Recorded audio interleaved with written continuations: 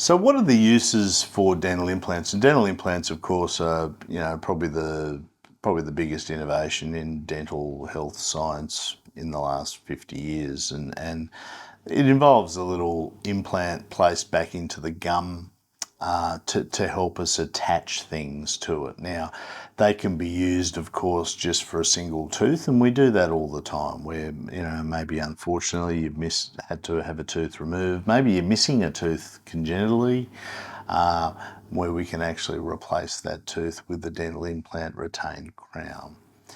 The second thing that we can use dental implants for is not replacing all of your teeth, but replacing a section of teeth. Maybe it's 2 or 3 teeth that might have been missing on certain area, and do what we call an implant retained bridge.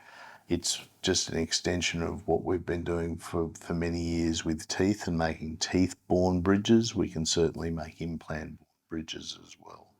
So, if sections of your teeth are missing, sometimes we can use dental implants to help us do that. And it doesn't mean you need 1 implant per missing tooth. We can usually use bridge work to help us do that. The third thing, of course, is if you're missing all of your teeth, and we can use dental implants in preference to conventional dentures. We talk about the problems with conventional dentures, covering a lot of real estate in your mouth, not being very secure, and not being slightly mobile and annoying for people. Dental implants overcome a lot of those problems by, allowing us to make a prosthesis that doesn't cover a lot of real estate in your mouth. It can be fixed or removable, but very, very secure. And just doesn't cover the roof of your mouth, etc., and flop around a lot like conventional dentures do.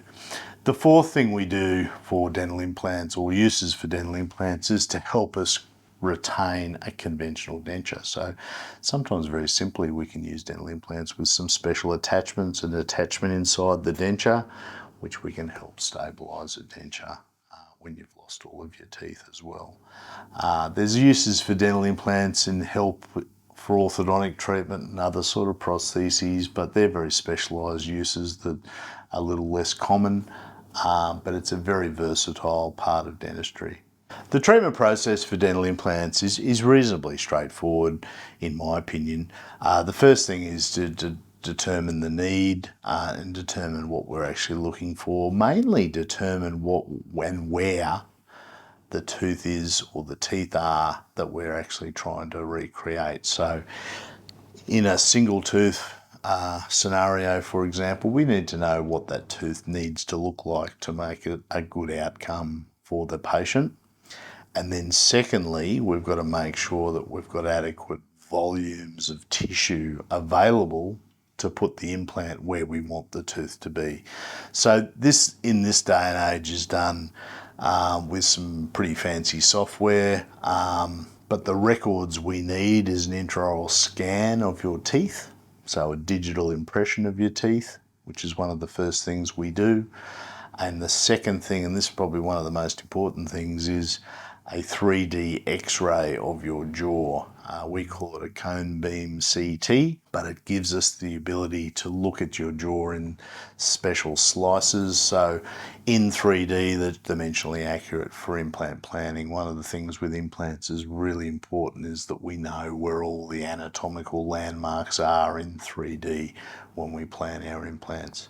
And from there, we've got special software that we can do our surgical planning and plan to place our implants. Often we get surgical guides made that really allow us to place and guide that implant exactly where we'd planned it, and we take it from there. So quite often people have, I find from my experience, have a misconception about dental implants, is that often people have their teeth in all sorts of state, and maybe they've lost their teeth from gum disease and all sorts of other dental infections, etc., and the dental implants are going to come in and save the day.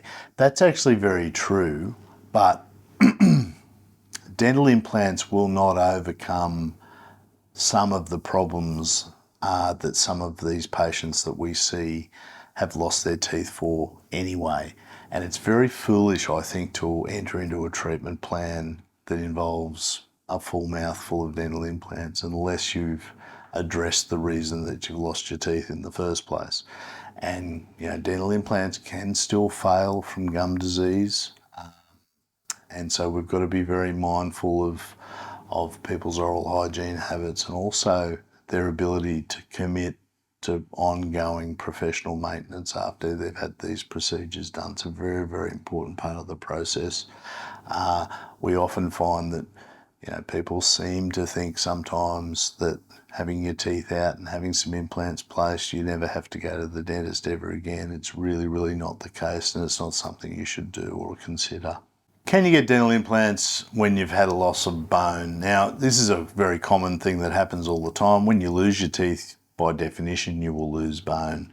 The question is there significant or sufficient bone remaining to place an implant? And that's what we determine with our consultation and our record taking appointments, where we need more information about you to make those assertions. But the simple answer to that is absolutely yes. That's what we tend to come across all the time. But there are cases where possibly we need a little bit more. And, we do consider some grafting and augmentation procedures that help us maybe add a little bit more bone that you've lost that we need to encase an implant when required. And, it's very commonplace these days for us to have to do that.